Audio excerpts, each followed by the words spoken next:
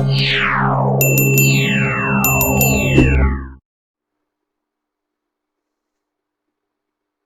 प्यारे दोस्तों, अस्सलाम वालेकुम। आज हम गैसियस एक्सचेंज इन एनिमल्स डिस्कस करेंगे।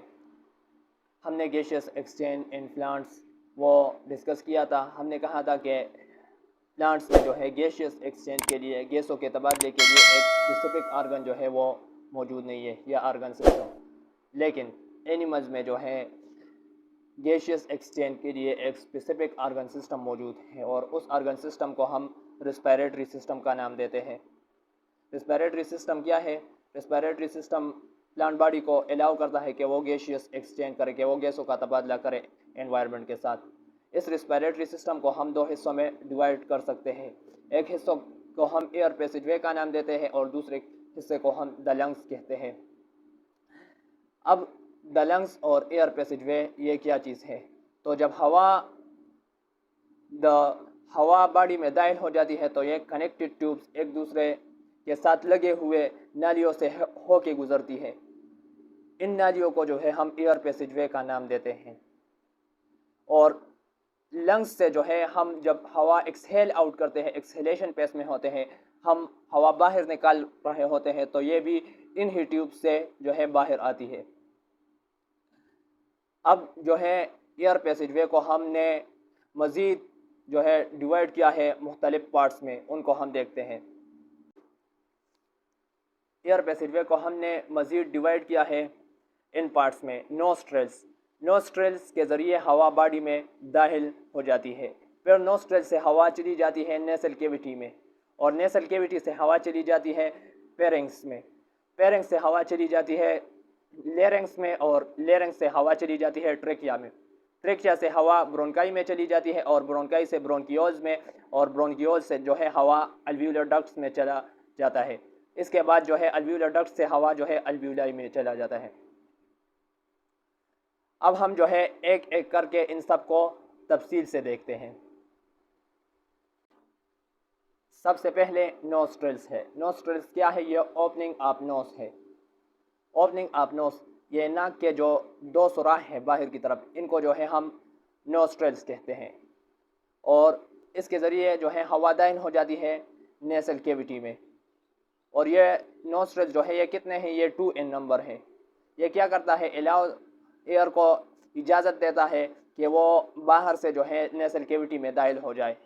एयर इनके ज़रिए जो है बाहर से नेसल कैविटी में दाखिल होती है।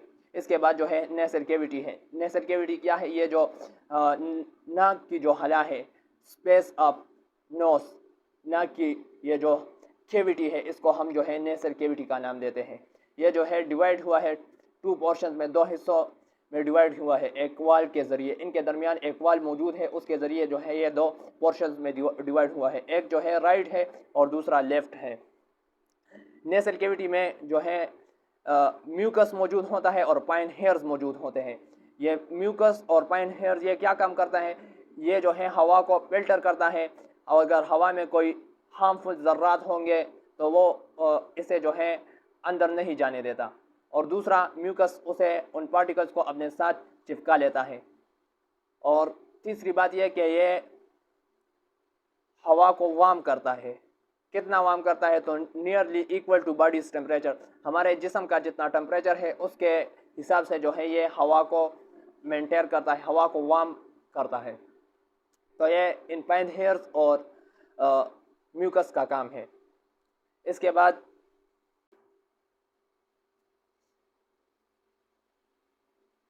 बाद नेसल कैविटी से हवा पेरिंग्स में चली जाती है।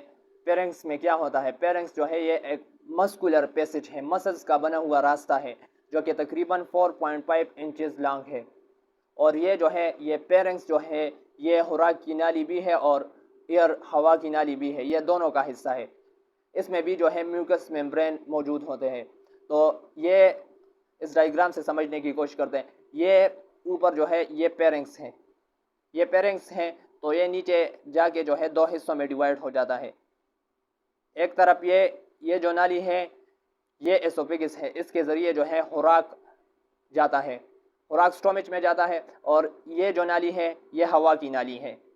तो ये तो ये हवा की नाली और खुराक की नाली दोनों का हिस्सा है ये फेरिंक्स, और इसमें भी म्यूकस मेम्ब्रेन जो है मौजूद होता है। दूसरा शॉर्ट क्वेश्चन आपसे सिलेबस एग्जाम में जो इम्पोर्टेंट शॉर्ट क्वेश्चन पूछा जा सकता है वो ये है कि differentiate between glottis and epiglottis. तो फेरिंक्स की जो बेस है, फेरिंक्स के बेस पर एक सुराख होता है, ये जो सुराख है इस सुराख को हम जो है ग्लोटिस का नाम देते हैं। हमने कहा कि at the base floor of pharynx there is a small opening, एक छोटी सी सुराख होती है और उस सुराख को हम ग्लोटिस का नाम देते हैं। इस सुराख पर एक टिश्यूज़ का एक ढक्कन सा लगा हुआ होता है और इन टिश्यू और इस ढक्कन को हम जो है एपिग्लोटिस का नाम देते हैं। तो हमने कहा कि while the glottis is guarded by या surrounded by a flaps of tissue, tissue के एक ढक्कन से जो है ये सराउंड हुआ है, ये जो है गार्डेड है, और उस फ्लैप्स ऑफ टिश्यू को हम एपिग्लोटिस का नाम देते हैं। इसके बाद फेरिंक्स है, इसके बाद लेरिंक्स है। तो फेरिंक्स से हवा चली जाती है लेरिंक्स में। लेरिंक्स क्या है? ये जो टॉप ऑफ ट्रिकिया है, मिसाल के तौर पर यह ट्रिकिया है और इसका ये ऊपर इतना हिस्सा, इतना ये जो हिस्सा है इसको हम जो है लेरिंक्स का नाम देते हैं। लेरिंक्स टॉप ऑफ ट्रिकिया है, ट्रिकिया के का ऊपर जो हिस्सा है उसको हम जो है लेरिंक्स कहते हैं। यहाँ जो है साउंड प्रोड्यूस होता है। किस तरह साउंड प्रोड्यूस होता है उसे हम देखते हैं। ये लेरिंक्स जो है ये कार्टिलेज का बना हुआ होता है और इसे हम वॉइस बॉक्स भी कहते हैं। यह क्यों वॉइस बॉक्स कहते हैं? क्योंकि हमने पढ़ा कि यहाँ साउंड प्रोड्यूस होता है। यहाँ जो है वोकल कॉर्ड्स लगे हुए होते हैं, टू फाइब्रस बैंड्स हैं, दो रस्सियों की तरह फाइब्रस बैंड्स हैं, और ये फाइब्रस बैंड्स क्या करते हैं? तो हमने फिजिक्स में पढ़ा है कि जब एक चीज़ वाइब्रेट होता है तो उसके ज़रिए जो है साउंड प्रोड्यूस होता है। तो ये वोकल कॉर्ड्स, ये फाइब्रस बैंड्स जो है ये जब वाइब्रेट होते हैं तो इसके नतीजे में जो है साउंड प्रोड्यूस होता है, और हमारी मूवमेंट, हमारी चीक, लिप्स, टंग्स और जॉस की स्पेसिफिक मूवमेंट जो है उस साउंड को प्रोड्यूस करने में जो है मदद करती है। इसके बाद जो ट्रिकिया है, तो हमने कहा कि the larynx continues to trachea, larynx के बाद जो है वो ट्रिकिया आता है। तो लेरिंक्स से हवा चली जाती है ट्रिकिया में। ट्रिकिया जो है ये सबसे बड़ी नाली है, सबसे बड़ी नाली है। ये 12 सेंटीमीटर लॉन्ग है और ये एसोफेगस के बिल्कुल सामने वाली तरफ पर जो है मौजूद है। इसका जो अंदरूनी हिस्सा है और अंदरूनी सरफेस है वो सिलिएटेड है, उनमें सीलिया मौजूद है और सिक्रेटरी इन नेचर है। ये म्यूकस सिक्रेट करता है। इसमें जो है तकरीबन 20 सी शेप्स कार्टिलेजिनस रिंग्स है, सी शेप्स कार्टिलेजिनस रिंग्स है। ये कार्टिलेजिनस रिंग्स का क्या काम है? ये जो है ट्रेकिया को कोलेप्स होने से, चिपकने से, एक दूसरे के साथ चिपकने से जो है रोकता है, और मूवमेंट्स, हवा की जो मूवमेंट है अंदर से बाहर की तरफ और बाहर से अंदर की तरफ, ये जो है ओपन रखता है। यहाँ देखें, ये मिसाल के तौर पर ये जो है ट्रेकिया है। ट्रेकिया में इस तरह सी शेप्ड, ये इनके दोनों सिर जो है वो एक दूसरे के साथ मिले नहीं होते, तो इसलिए हम इसे सी शेप्ड कार्टिलेजिनस रिंग्स कहते हैं। कार्टिलेज के बने हुए रिंग्स मौजूद होते हैं और ये 20 इन नंबर होते हैं। ये क्या करता है? इसका काम ये है कि ये ट्रेकिया को कोलेप्स होने से, बंद होने से जो है बचाता है। तो उसके बाद ब्रोंकाई आ जाता है। चेस्ट कैविटी में दाखिल होते ही ट्रेकिया डिवाइड हो जाता है 2 ब्रांचेस में, और उन 2 ब्रांचेस को हम ब्रोंकाई कहते हैं। सिंगुलर क्या होगा? सिंगुलर ब्रोंकस होगा। तो हम कहते हैं कि the trachea continues to bronchi, trachea के बाद ब्रोंकाई आ जाता है और हवा जो है ट्रेकिया से वो ब्रोंकाई में चला जाता है।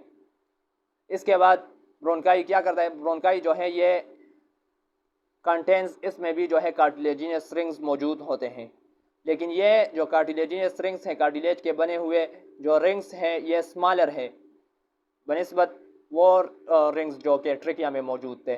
उनके निस्बत जो है ये रिंग्स स्मॉलर है। इसके बाद ब्रोंकियोज आ जाता है। ब्रोंकियोज में हवा चला जाता है, तो ब्रोंकाई कंटिन्यूज टू ब्रोंकियोज, ब्रोंकाई के बाद ब्रोंकियोज आ जाते हैं। ब्रोंकियोज क्या है?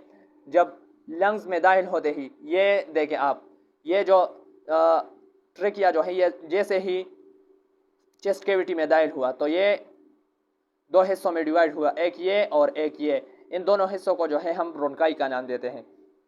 लेकिन जब ये दोनों हिस्से ये लंग्स में दाखिल हुए तो लंग्स में दाखिल होते ही ये दोनों हिस्से ये फर्दर डिवाइड हो जाते हैं स्मॉलर ब्रांचेस में, और उन स्मॉलर ब्रांचेस को हम जो है ब्रोंकियोल्स का नाम देते हैं।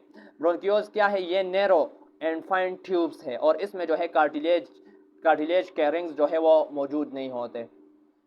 पंजाब बोर्ड में लिखा है कि दे प्रोग्रेसिवली लूज कार्टिलेज, लेकिन के बोर्ड में ये लिखा है कि इनमें जो है कार्टिलेजिनस रिंग्स जो है वो मौजूद नहीं होते।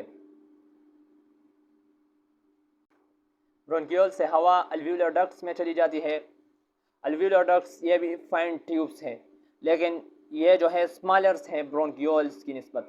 ब्रोंकियोल की निस्बत ये ट्यूब जो है ये स्मॉलर है, और ब्रोंकियोल्स जो है वो डिवाइड होते हैं ब्रोंकियोल्स में। हम कहते हैं कि the bronchioles continue to alveolar ducts. Alveolar ducts are fine tubes but smaller than bronchiole, or air from bronchiole enters to alveolar duct. Alveolar duct जो है वो फिर alveoli में डिवाइड हो जाते हैं। Alveolar ducts ये ओपन होते हैं into a clusters of pouches। ये pouches like structures में जो है जाके खुलते हैं, और उन पाउचेस लाइक स्ट्रक्चर्स को हम अल्वियोलाई कहते हैं। ये अल्वियोलाई ये अगर हम इसे देख लें माइक्रोस्कोप के नीचे तो ये हमें ग्रेप्स की तरह जो है ग्रेप्स की बंच की तरह जो है ये हमें दिखाई देगा, और ये थिन वॉल्ड होते हैं। ये अल्वियोलाई जो है ये थिन वॉल्ड होते हैं, और ये सरफेस प्रोवाइड करते हैं गैसियस एक्सचेंज के लिए। ये गैसियस एक्सचेंज के लिए सरफेस प्रोवाइड करते हैं, और इसलिए हम इसे रेस्पिरेटरी सरफेस का नाम देते हैं। और ये जो है बने होते हैं single layer of epithelial cells से, और यहाँ नेटवर्क ऑफ कैपिलरीज मौजूद होते हैं। कैपिलरीज की मुकम्मल जाल मौजूद होती है। ये देखें, ये आप देख रहे हैं, ये जो ब्लू कलर में है, ये ब्लू कलर में जो मौजूद है ये जो है ये अल्वियोलाई है। अल्वियोलाई में ये ब्लैक कलर्स में जो है ये कैपिलरीज है। कैपिलरीज का एक मुकम्मल जाल मौजूद होता है जो कि गैसियस एक्सचेंज में हेल्प करती है, जो कि गैसियस एक्सचेंज के लिए बहुत ज़रूरी है। तो ये आज का हमारा टॉपिक था। अगर आपको हमारी ये वीडियो अच्छी लगी हो तो आप काइंडली हमारे चैनल को सब्सक्राइब करें, और प्लीज़ इस वीडियो को जो है और दोस्तों के साथ शेयर करें, क्योंकि उनका भी फ़ायदा होगा और आपको जो है इसका अजर मिलेगा। तो आज के लिए इतना काफ़ी है। अल्लाह हाफिज़।